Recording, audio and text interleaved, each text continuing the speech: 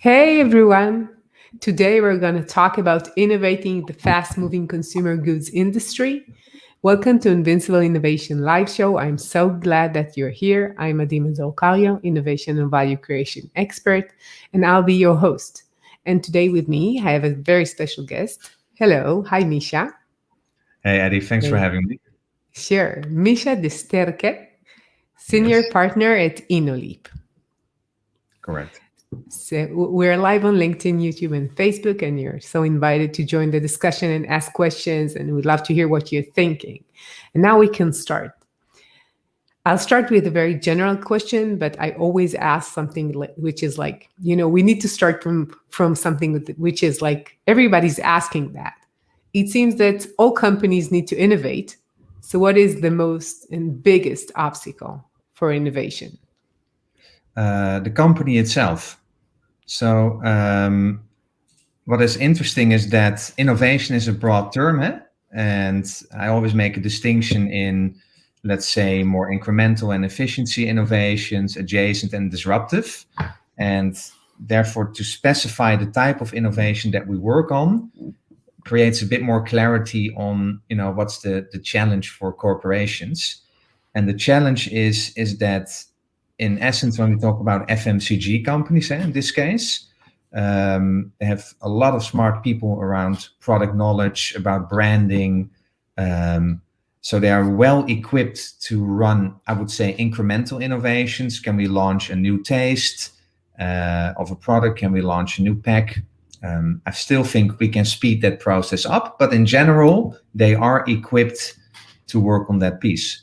Now, the tough cookie is at what if your existing category is declining in sales?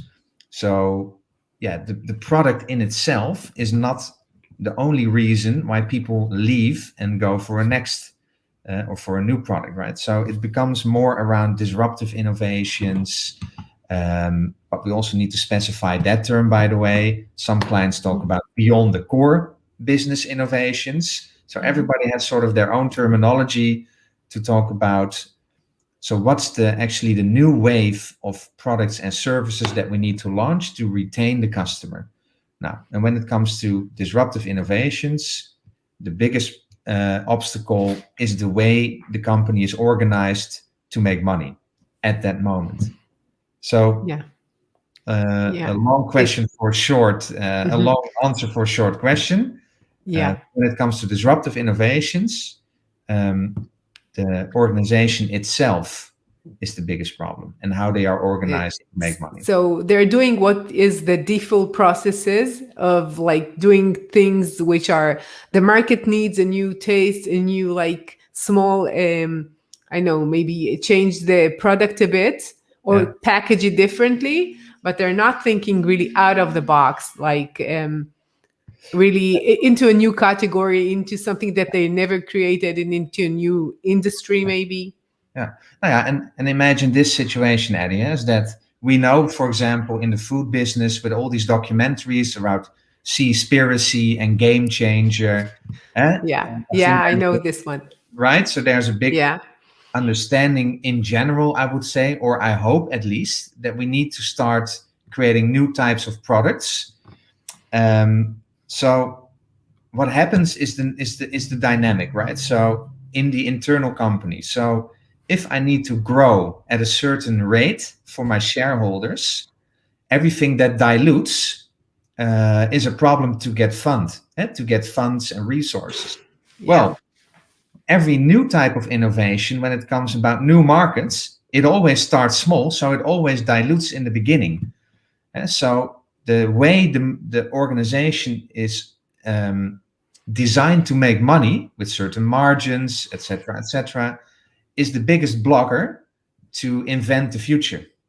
Yeah. So it's So, like short term and long term. yeah, I yesterday I heard a podcast called Land of the Giants, and it talks about the big tech giants, and they had one podcast about Amazon, and they said like the most prominent thing about Amazon when they were even like a small store, bookstore, is that Jeff Bezos said that it's all for the long run. They always see the long run and what they're doing. So maybe currently they are not that big or not that successful, or the profits is not as they thought it would be, but they're investing to the future from the beginning. Yeah. And you see companies doing it like, yeah, we need to think about the next quarter or the next year, more or less. And therefore, all our resources are aimed to that. And if you're creating something new, it's an investment. So it takes money out of your pocket, not the other Yes. way around at the beginning. Exactly. Yeah. And But then that's at what time frame are you investing? I think that's a super relevant question, because I think we all understand that when it comes to food, there's a new wave of consumer trends and products coming, and that's the big thing. That's the next big thing to invest in, and large corporations are doing that, but also too much a bit about around acquisitions. And I feel the fast and the first mover advantage is relevant in disruptive innovations, less in incremental innovations. But if you're not the first mover in disruptive innovations, it's difficult to get a strong foothold in the market and start building it. And then you can of course acquire that company, but what's then actually what you acquire, right? Because a lot of acquisitions are expensive and do not meet ambitions and expectations. sure. Why? Because what is in the end actually that you acquire, right? Is it only a product? Is it customer base? Is it a brand? Yeah, you have a lot of people that you get. How does that work? So it's Yeah. it's challenging. Also, Yeah, and in many cases, they think they get something, but in the end, it's not what they're getting. So many people leave afterwards.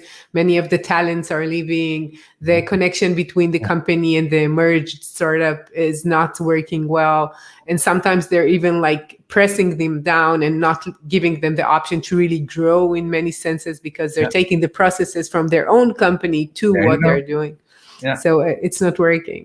But yeah. I'm very curious to hear, like, you talk to these leaders, and I'm a vegan, so I really really want to know, is it like when they hear all these, like, the game changers and all people talking about changing their lifestyles and the way they eat, is it like resonating? Do they feel stressed, or they say, okay, that's a trend, it's okay? No, I do think they take it seriously, and investments are really backing that up.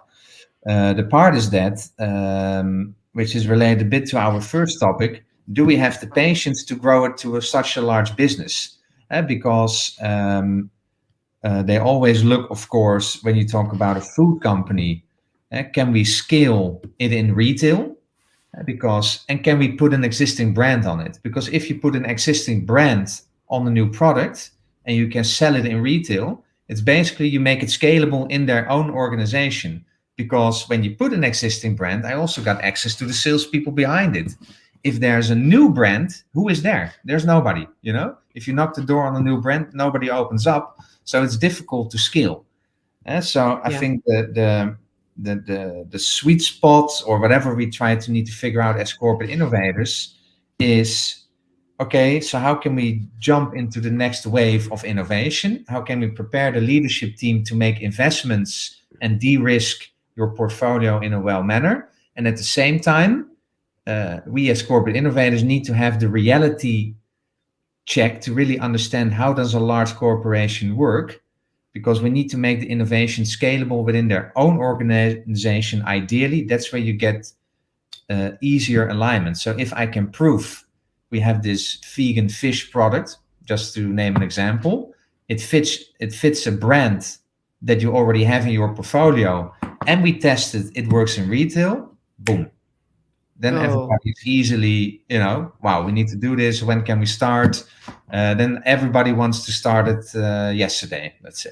I Now, see. what if, and that's the problem with also how we sometimes execute within the corporate innovation, is that we're not, let's say, working on a startup. We're working on a new business within a large company.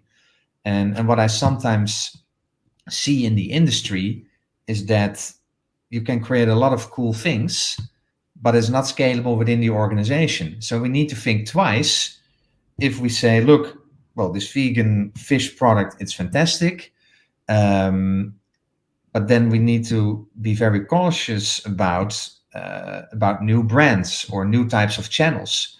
If we see there's a big opportunity to create a different business model, that automatically means that we need to manage the scaling up part very different.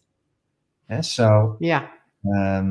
it has consequences that needs to be managed, Yeah. and that's And something where things sometimes derail. Yes or no? yeah, it has consequences that they need to be aware of at the Yes. beginning when they start, and sometimes they are not thinking about it. And when I think about it, like it's like taking people from a startup and bringing them into a big corporate, or having a great idea and growing within a big corporate demands from them to think differently about what they're doing.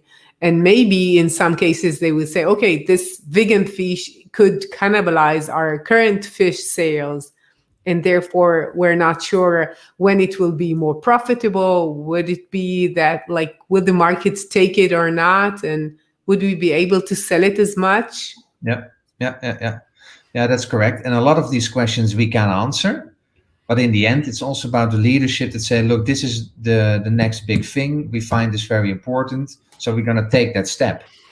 And that's for me a more entrepreneurial mindset, in the sense that we don't have to think twice that this is the next big thing. Now, who is picking it up and bringing it to the next level? And all these questions in between, how much can we sell it? Can we scale it? We can figure that one out if we do our job, right? But Yeah, somebody needs to make that shift in their minds, like, okay, fuck it, very simple. I'm going to cook this up and we're going to make it big. And that's what you need with this type of innovation. If you don't have that strong leadership, sponsorship, there's no use to start, even, in my opinion. and do you feel that they have these capacities to change and think differently and to grow and to have decisions that might maybe impact the companies in 5 years, not in 1 year? Look, in general, I think I'm positive, but it takes time. It's a journey, right? So it's not a project that you stop, finish, etc. It's really a journey with a bigger, let's say, change component, because basically you ask of the senior management to do two things simultaneously. Yes, execute your current business, which already has a lot of implications for the leadership team, and then also at the same time invent the future. And you cannot do both just a little bit. So sometimes people talk about a chief entrepreneur. I don't really mind the framing, but you need to have focus on inventing the future, and doing it simultaneously at the same time is just very challenging. And they call it ambidextrous, right? So that's also a whole term that is popping up in this domain. Right. But I feel that if you want to invent the future, you need to have time, money, portfolio, leadership alignment, a clear end-to-end process, all types of things to work on. So you need to work on all these things at the same time. And if you are used to, let's say, work for the last 20 years and executing a large-scale business, you are basically trained to do that. And now suddenly we ask you, well, you need to look at all these small opportunities, which you most of the time miss because it's small.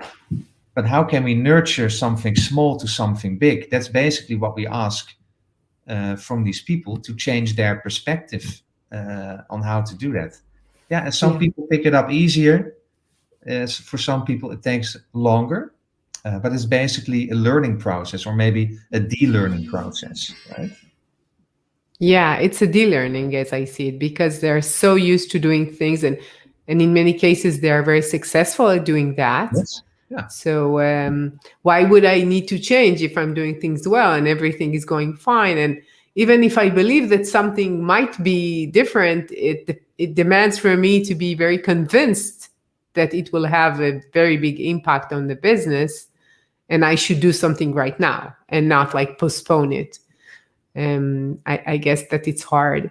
So we started talking about like vegan options. So I guess that there are many other things growing from the COVID crisis. So how do you see this crisis impacting these organizations and companies? Now, yeah, let's say a lot of businesses flourish and a lot of businesses have are hit hard.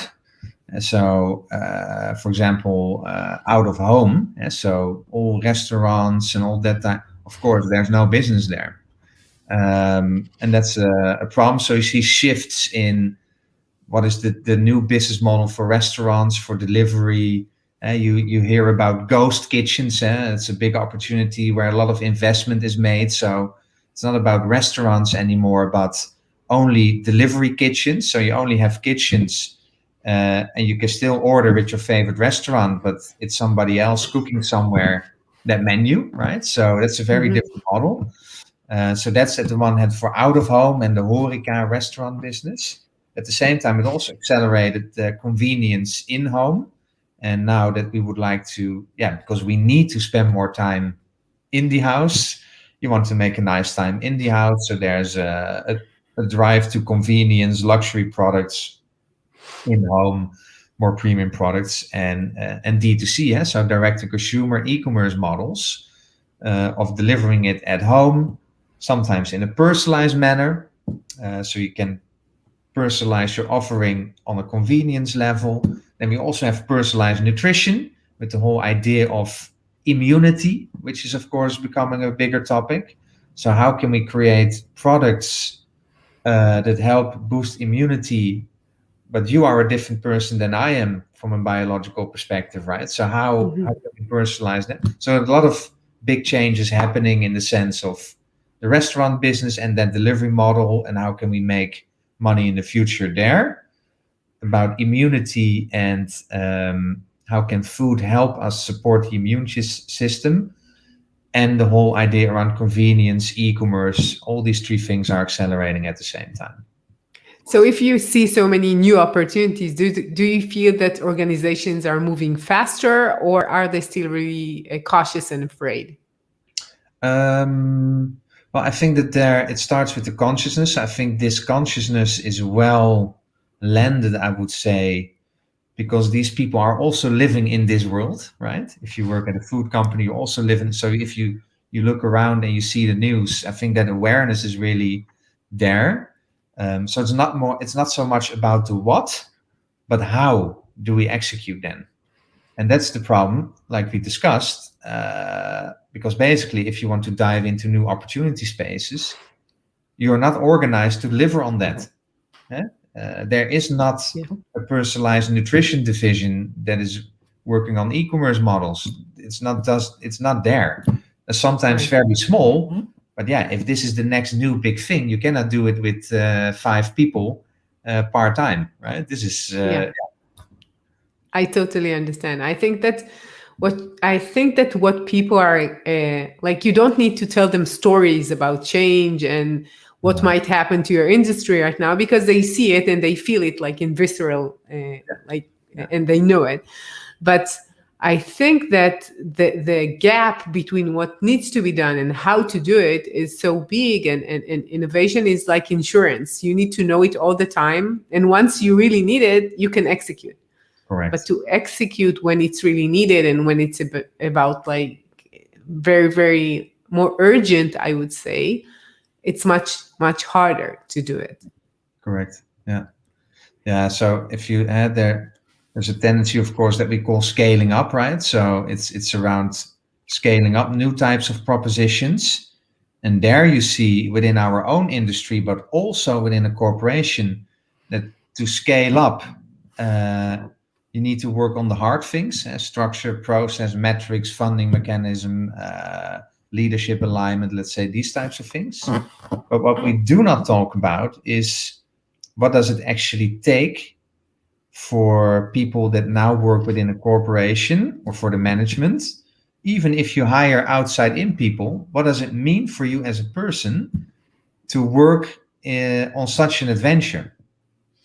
Basically, that means a lot for the person that drives it, because what happens is you create a different power structure, and suddenly the people that never had spoken to the CEO or the vice presidents, now suddenly every 2 weeks you talk with these people about the progress that you make around a certain new product.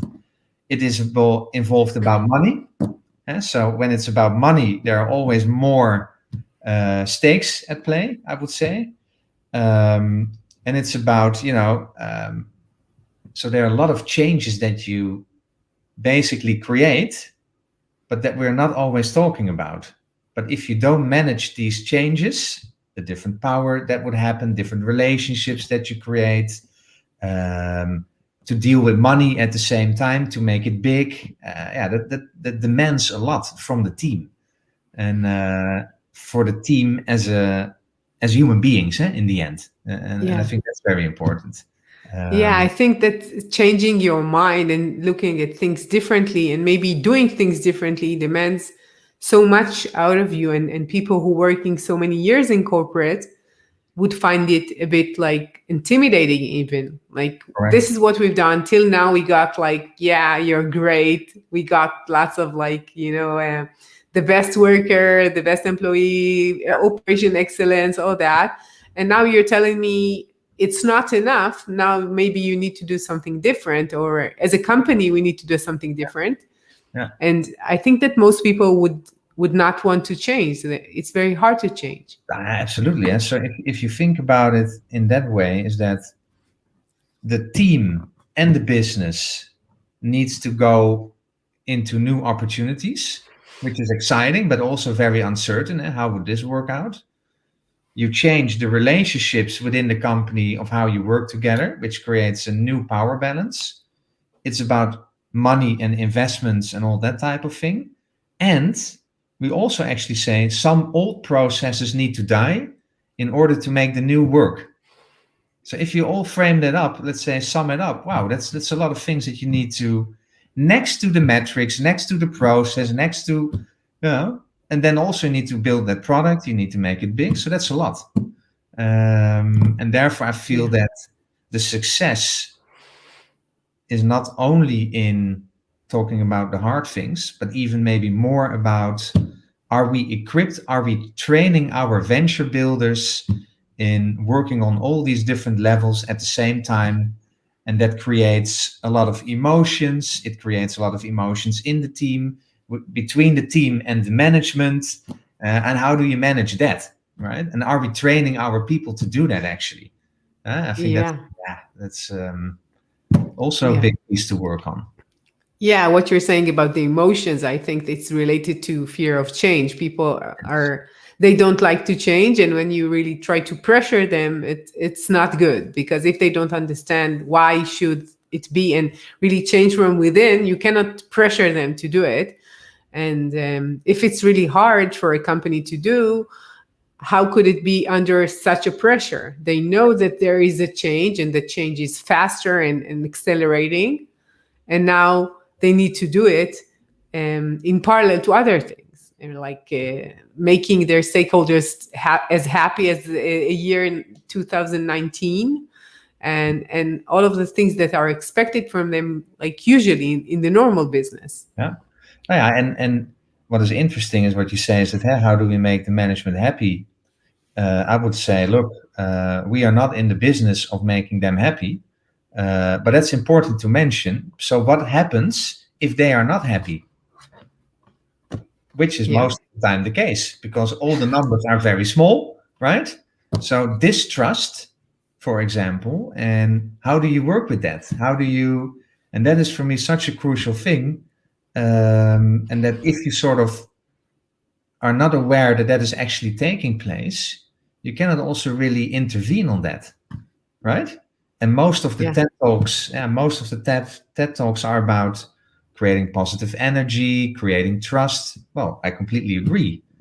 But the reality is that when you start building new ventures, there's more distrust that people don't talk about, but it's actually there. So how do we work with that? How do we help our venture builders work in such an environment to make sure still the new big business is, coming out of there? And I think that's just something, super relevant. I think that what you're saying about the distrust is something that, we're talking about what should be and not how can we tackle things that are currently in our business. In the reality, right? What's happening here in reality, because that is if we're not sharp on, hey, who are involved in the meeting, how do people look, what do they say, what do they don't say, how can we manage this, all that. Yeah, it's yeah, you need to be, as a venture builder nowadays, you need to be equipped to do a lot of things. It seems that we're talking mainly about the soft skills of leaders. Yeah. And, it's really strange that this is so like at the top of what needs to be done is really understanding people first. And then you could operate with these like resources. And many people think about leaders like having a vision, knowing the numbers, handling the business. They're less thinking about them as really understanding people, the way they think, the dynamic within the team and within the company, and who would even anticipating what's going to be the reaction of each of these like entities when they do it. Yeah. And it's really demanding from you as a leader, especially if you're not sure, like, because there are so many uncertainties, you're probably not sure. You believe in something, but you're not sure that that's the right thing. And Eddie, how it works. If you are not sure about what you're telling me, then I would feel that. Yeah. And that will color my perception of what you're actually trying to tell me. And then the data can be fantastic, but I still do not disconnect it from you as a person, right? So, yeah, it's super important. And what is also interesting about what you see in the leadership literature or work is that, like you said, you need to have a vision, you need to take the people on board, etc., etc. But for every argument, for every statement, I can also make the flip side of it. So what if you don't have a vision? I can also come up with arguments in which that also might work. So leadership is always very context driven, right? And that's what it makes. I think one of the top things for venture builders to work on yourself, your personal leadership skills. Where do I block as a person and why? Yeah, what does this tell me about myself? It doesn't have, because you filter your reality, right? You have this filter going on, which you create from, early childhood, etc., etc. That's all known. But so how do I filter my perception? And is this actually the right type of interpretation, in the sense, does this bring me any further? Yeah, it seems that they have so many demands from leadership these days in general, but these days even further, because what was stable for maybe 10 years or 20 years in the past, now it could be stable only for 3 years, I would say. Yeah. So I'm thinking a lot about, I have 4 kids, and I always think like, what do they need to know?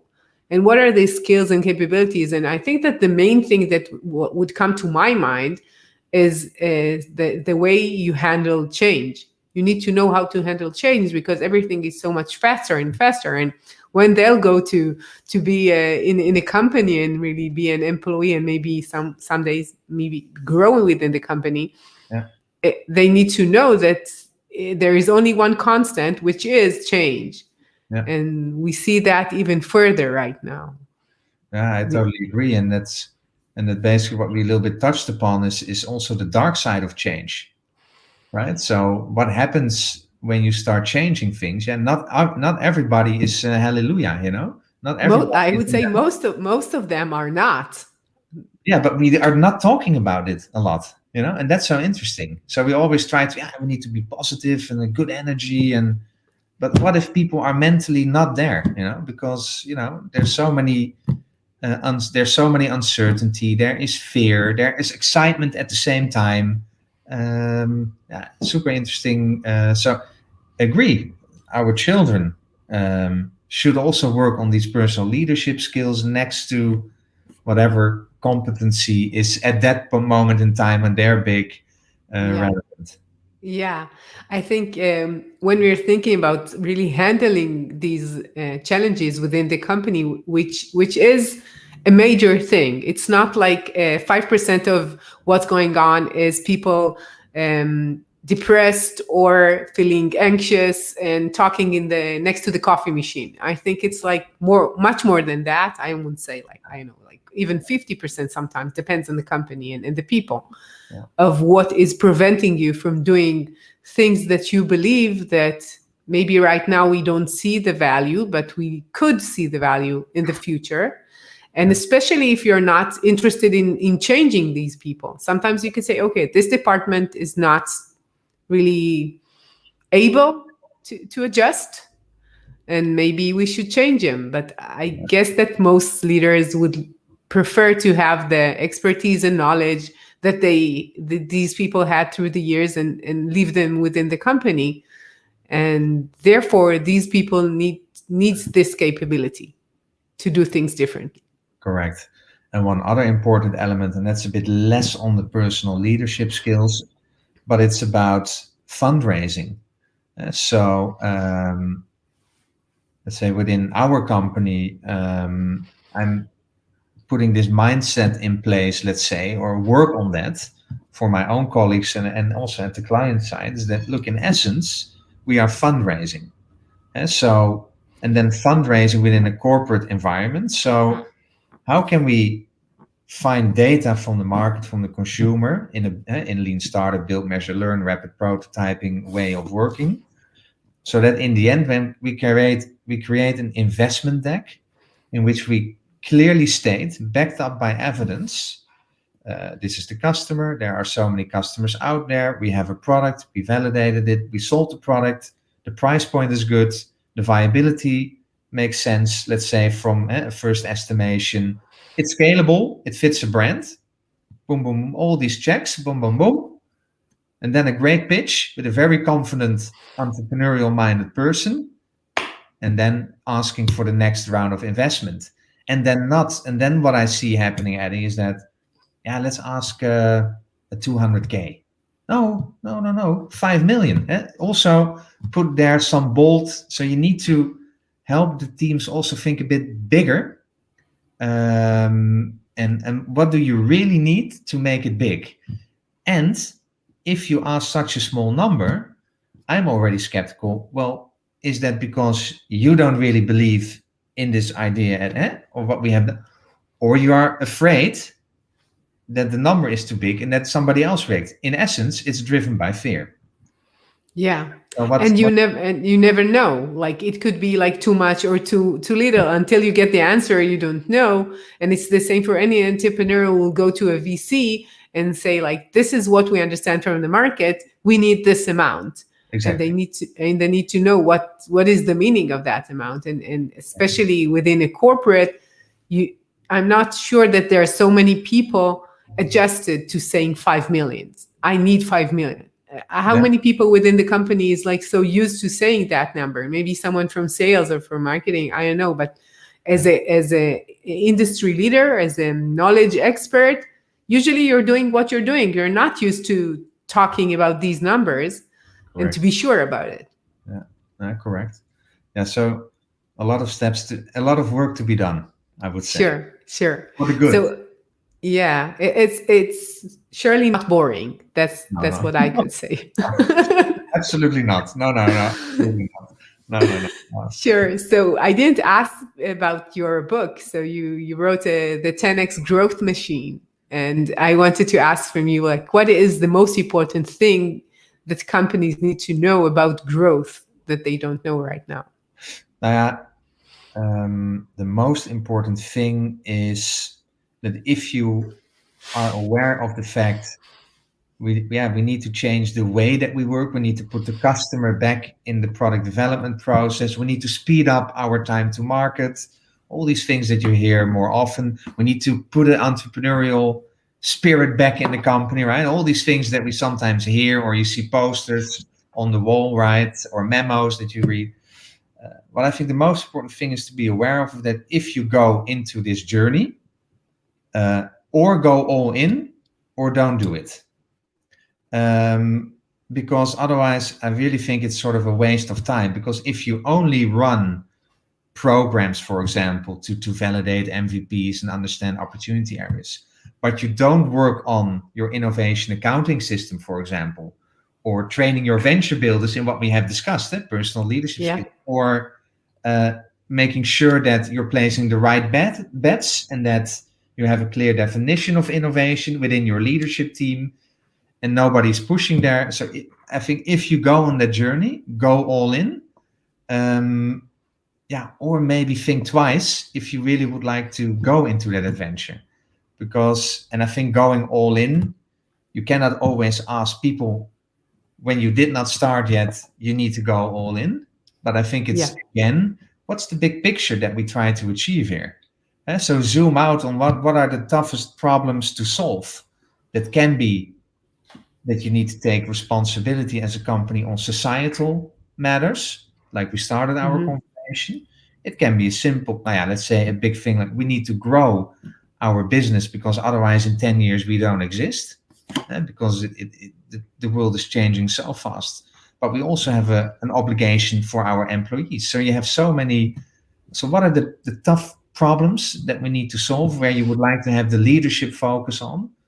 And then go all in on how to execute.